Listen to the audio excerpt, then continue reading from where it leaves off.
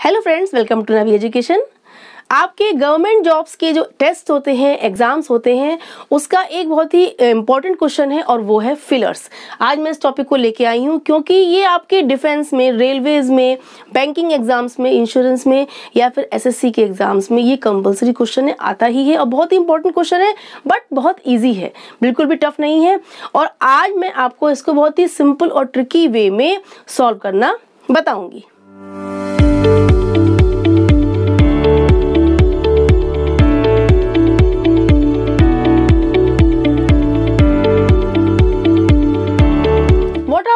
Fillers are fill in the blanks. Simple fill in the blanks ही होते हैं, कोई आपका टिपिकल क्वेश्चन नहीं है। और ये फिलर्स आपके कई टाइप्स के होते हैं, single fillers, double fillers, triple fillers या फिर मल्टीपल फिलर्स, यानी सिंगल डैश वाले, डबल डैश वाले, ट्रिपल डैश वाले या फिर आपके कई सारे डैश वाले। ठीक है, तो आज मैं लेके आई हूँ सिंगल फिलर्स। ठीक है, सिंगल फिलर्स यानी सेंटेंस में सिंगल डैश होगा, उसके ऑप्शंस होंगे, हमको उसको राइट ऑप्शन को चूज करना होता है।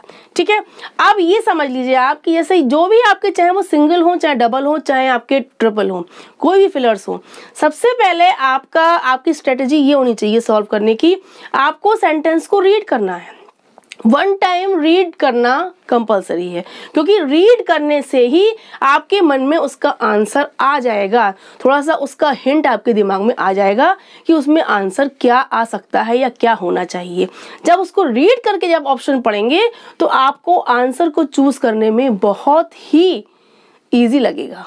ओके, ये फिलर्स आपके वोकैबुलरी या ग्रामर बेस्ड होते हैं। मोस्टली ये वोकैबुलरी या ग्रामर बेस्ड ही होते हैं। आपने इंग्लिश ग्रामर पढ़ी है और यदि आपकी वोकैबुलरी अच्छी है तो आप इनको बहुत ही सिंपल वे में सॉल्व कर लेंगे। इसका फर्स्ट सेंटेंस देखते हैं। The airline was unable to give us a reason for the dash departure delay. इस सेंटेंस को पढ़ने से हमें क्या समझ में आया कि एयरलाइन अनेबल थी रीजन शो करने के, रीजन देने के, किस चीज का, for the dash departure delay. Departure में डिले होने का क्या रीजन है, वो एयरलाइन इसका रीजन देने में अनेबल थी। समझ में आ गया इतना। अब इसको हम जब ऑप्शंस पढ़ेंगे, देखिए आंसर फटाफट आ जाएगा। इनडिवाइजिबल, इनविंसिबल, इनविजिबल, इनएक्सप्लिकेबल। इनडिवाइजिबल जिसको कि हम डिवाइड नहीं कर सकते, इनविंसिबल जिसको हम जीत नहीं सकते, इनविजिबल जो चीज अदृश्य है, इसको हम देख नहीं सकते, इनएक्सप्लिकेबल जिसको हम एक्सप्लेन नहीं कर सकते, जिसको हम बता नहीं सकते, जिसका हम एक्सप्लेनेशन दे नहीं सकते। ठीक है, अब देखिए इसमें से कौन सा फिट बैठ रहा है, जो बिल्कुल आपका सेंस भी आ रहा हो और सेंटेंस पढ़ने में स्मूथ भी लगे। The airline was unable to give us a reason for the, क्या आएगा, इनएक्सप्लिकेबल डिपार्चर डिले, यानी डिपार्चर में डिले को एक्सप्लेन करना उनके लिए अनेबल था। वो उसको एक्सप्लेन नहीं कर पा रहे थे कि उनका डिपार्चर डिले क्यों हुआ, देर क्यों हुई डिपार्चर में, है ना। देखिए आपका इनडिवाइजिबल बिल्कुल फिट नहीं है, इनविंसिबल बिल्कुल फिट नहीं है, इनविजिबल तो बिल्कुल भी नहीं है, यानी इनएक्सप्लिकेबल माने जिसका कि हम वर्णन नहीं कर सकते, जिसको हम बता नहीं सकते। ठीक है, तो हमारा डी ऑप्शन ही यहाँ पर करेक्ट सेंस दे रहा है, इनएक्सप्लिकेबल, इसको एक्सप्लेन करना मुश्किल हो या असंभव हो। ठीक है, सेकंड देखिए, the chairman as well as the members dash to blame for this misfortune. Chairman और साथ ही उनके मेंबर्स डैश है टू ब्लेम करने के लिए फॉर दिस मिसफॉर्च्यून, इस मिसफॉर्च्यून को, इस दुर्भाग्य को ब्लेम करने के लिए क्या आना चाहिए, आर, है, वर, थे, इज, है सिंगुलर के लिए, हैज यानी उनके पास है, यानी हमारा देखिए इसमें क्या आना चाहिए। सबसे पहले देखिए इसमें आपका क्या है, सब्जेक्ट वर्ब एग्रीमेंट वाला रूल है कि एज वेल एज आने पर हम फर्स्ट वाला सब्जेक्ट देखते हैं। जब एज वेल एज यूज होता है तो हम बाद वाला जो हमारा सब्जेक्ट है, द मेंबर्स प्लूरल है, तो इसको नहीं देखेंगे, हम इसको देखेंगे तो हमारा आर आएगा। ठीक है, लेकिन हमें देखना किसको है, चेयरमैन को देखना है। चेयरमैन हमारा क्या है, सिंगुलर है, सिंगुलर है तो हमारा सिंगुलर वर्ब ही आएगा, हैज आएगा नहीं, आर आएगा नहीं, वर आएगा नहीं, इसके साथ सिंगुलर कौन सा है, इज, देन क्या आना चाहिए, is. The chairman as well as the member, as well as आने पर हम फर्स्ट वाले सब्जेक्ट का नंबर देखते हैं कि वो सिंगुलर है कि प्लूरल है। हमारा क्या आएगा, as the members is to blame for this misfortune, then this sentence is correct. Third, if they share burden alternately, यदि वो बर्डन को अल्टरनेटली शेयर कर लेते हैं, बांट लेते हैं, they dash, okay, will get fatigued, वो बहुत थक जाएंगे, थकान महसूस करेंगे, वोंट गेट टायर्ड, वो थकान महसूस नहीं करेंगे, विल गेट टायर्ड सून, बहुत जल्दी थक जाएंगे, कांट फील टायरिंग, टायरिंग थकान महसूस नहीं कर सकते। कौन सेंस आ रहा है देखिए, यदि वो बर्डन को शेयर कर लेते हैं तो वो क्या होगा, वो नहीं थकेंगे, यही सेंस तो आ रहा है ना। यदि वो बोझ को, बर्डन को, काम को शेयर कर लेते हैं तो वो क्या होगा, टायर्ड नहीं होंगे। यानी विल गेट फटीग्ड ये भी रॉन्ग है, विल गेट टायर्ड सून ये भी रॉन्ग है, थक जाएंगे बहुत जल्दी, कांट फील टायरिंग थकान महसूस नहीं कर सकते, यहाँ पर कांट नहीं आया क्योंकि हमारा ये सेंटेंस कैसा है, कंडीशनल सेंटेंस है। इसमें क्या होता है, ये आपका जीरो टाइप है। फर्स्ट वाले में आपका क्या है, सिंपल प्रेजेंट है, देन सेकंड वाली क्लॉज में आपका सिंपल फ्यूचर आएगा। वोंट यानी विल नॉट गेट टायर्ड, इसमें क्या आना चाहिए, वोंट गेट टायर्ड, वो नहीं थकेंगे, ये आपका कंडीशनल सेंटेंस है।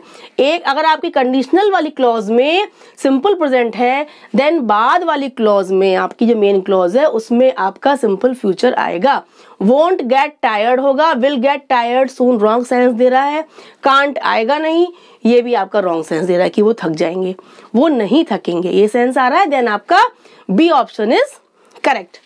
नेक्स्ट सेंटेंस है वेट हियर डैश, यहाँ रुको डैश, क्या मतलब हुआ, यहाँ रुको टिल आई कम बैक, जब तक कि मैं आ जाऊं, मेरे आने तक रुको, until I have come back, जब तक कि मैं वापस ना आ जाऊं रुको, अनलेस आई रिटर्न बैक, जब तक कि मैं मेरे वापस आने से पहले नहीं, वाइल आई कम बैक, जबकि मैं आ जाऊं वापस। ठीक है, क्या सेंस आ रहा है, वेट हियर कौन सा आना चाहिए, अनटिल अनलेस वाला तो सेंस गड़बड़ आ रहा है, वाइल आई कम बैक वो भी रॉन्ग आ रहा है, जबकि मैं आ जाऊं। ठीक, क्या आ रहा है, मेरे आने तक, wait here till I come back, मेरे बैक यानी मेरे वापस आने तक, टिल आई कम बैक क्या आना चाहिए, till I come back, A answer is correct. Next sentence, the company refunded the customers money, company ने कस्टमर्स के पैसे को, मनी को रिफंड कर दिया, in dash with the laws, कानून के साथ यानी कानूनी तौर पर, इन डैश। ठीक है, कैसे होगा, according, accordingly, accordance, accord, according अनुसार, अकॉर्डिंगली उपयुक्त रूप से, अकॉर्डेंस ये आपका नाउन के रूप में यूज हुआ है, तो अनुसार ही लेकिन नाउन के रूप में यूज हुआ है, अकॉर्ड माने वही होता है अनुसार के रूप में, किसी के हिसाब से या अनुसार। यानी हमारा कौन सा आ रहा है, द कंपनी रिफंडेड। अब देखिए आपके चारों वर्ड सेम है तो इसमें आप कंफ्यूज हो सकते हैं।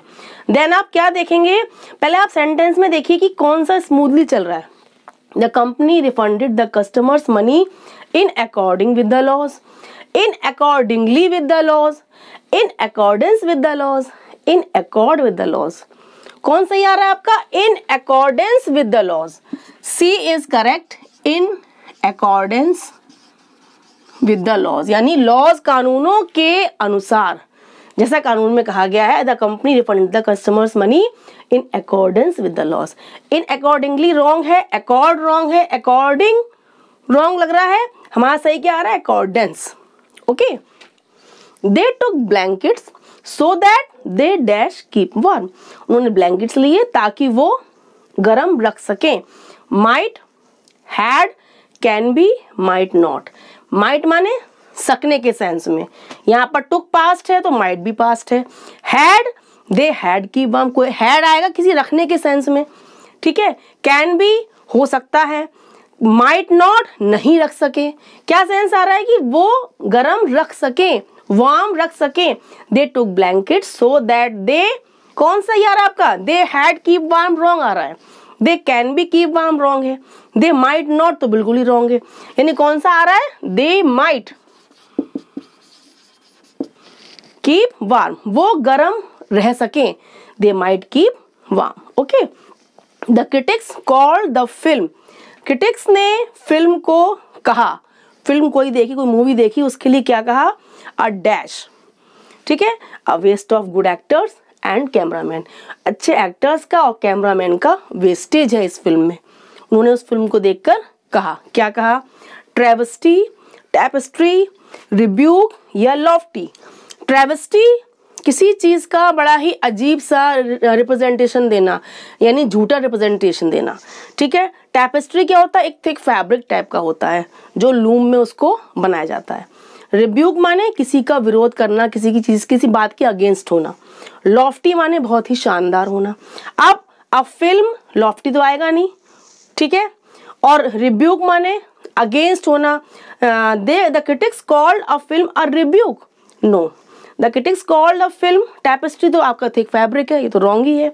यानी ट्रेवेस्टी माने क्या है? किसी चीज का बड़ा ही अजीब सा प्रदर्शन, यानी फॉल्स रिप्रेजेंटेशन, एब्सर्ड रिप्रेजेंटेशन। यानी उनको फिल्म कैसी लगी? बड़ी ही एब्सर्ड रिप्रेजेंटेशन, यानी कि फॉल्स, बड़ा ही अजीब सा भद्दा क्या लगा? रिप्रेजेंटेशन। तो the critics called the film a travesty. क्या आएगा? A travesty, a waste of good actors and cameraman. Okay, last देखिए, Ramesh is not very rich. Ramesh बहुत ज्यादा रिच नहीं है, but he doesn't like to dash his wealth और waste his money. लेकिन वो पसंद नहीं करता है, क्या पसंद नहीं करता है? अपने धन को, या अपने धन को क्या करना, और वेस्ट हिज मनी, अपने पैसे को वेस्ट करना, ठीक है। इसमें क्या आएगा? डिस्ग्यूज मीन्स क्या होता है? छुपाना कोई चीज को। ट्राइट मीन्स ओपिनियन होता है, मत या आपका विचार। गैस्कोनेट माने होता है बोस्ट करना, शेखी बगाड़ना। ऑल आर करेक्ट या फिर ओनली ए एंड सी। इसमें आप बताइए, इसमें क्या आना चाहिए? Ramesh is not very rich but he doesn't like to. वो रिच नहीं है लेकिन वो अपने धन का, पैसे का को छिपाना या उसकी शेखी भगाना नहीं चाहता है। यानी हमारा क्या आना चाहिए? ट्राइट तो बिल्कुल नहीं आएगा, क्योंकि इसका मीन्स क्या है? ओपिनियन, मत, ठीक है। तो हमारा क्या आना चाहिए? ऑल हमारे सही नहीं है, यानी डी आंसर भी रॉन्ग है हमारा। यानी ए एंड सी हमारा, डिस्ग्यूज और हमारा गैस्कोनेट दोनों सही आ रहा है। यानी हमारा आंसर कौन सा सही है? ओनली ए एंड सी। हमारे इसमें दो आएंगे वर्ड्स, डिस्ग्यूज और गैस्कोनेट, यानी कि छिपाना या उसका शेखी भगाना। Ramesh is not very rich but he doesn't like to disguise and और गैस्कोनेट हिज वेल्थ और वेस्ट हिज मनी। आपने देखा फिलर्स को, सिंगल फिलर्स को, सिंगल डैशेस थे, ये कौन से थे? सिंगल फिलर्स था, यानी कि सेंटेंस में सिंगल डैश था। और इनको सॉल्व करना कितना आसान है। हमें केवल सेंटेंस को ध्यान से पढ़ना है तो हमें ऑप्शन अपने आप समझ में आएगा। यदि फिर भी आपको कभी कभी ऐसा होता है कि ऑप्शन में बहुत कंफ्यूजन हो जाता है, देन आप उस टाइम क्या करेंगे? जो आपका ऑप्शन बिल्कुल स्मूथली सेंटेंस में फिट बैठ रहा है, सारे ऑप्शंस को आप रख के देखेंगे, सेंटेंस पढ़ेंगे, फिर आपको उस टाइम जब बिल्कुल भी गैस वर्क नहीं लग रहा है, देन जो ऑप्शन बिल्कुल स्मूथली सेंटेंस में सेट हो रहा है, सही आपको फील हो रहा है, वही आप ऑप्शन को चूज कर लेंगे। यानी हिट एंड ट्रायल मेथड। सारे ऑप्शंस को रख के देखेंगे, जो बिल्कुल सही आपको लगे उस टाइम वही आप चूज कर लेंगे। उस टाइम तो आपको यही करना पड़ेगा। बाकी आप सेंटेंस जब एक बार रीड करेंगे तो आपको सही ऑप्शन चूज करना बहुत ही आसान लगेगा। So please do more and more practice and keep watching. Bye bye.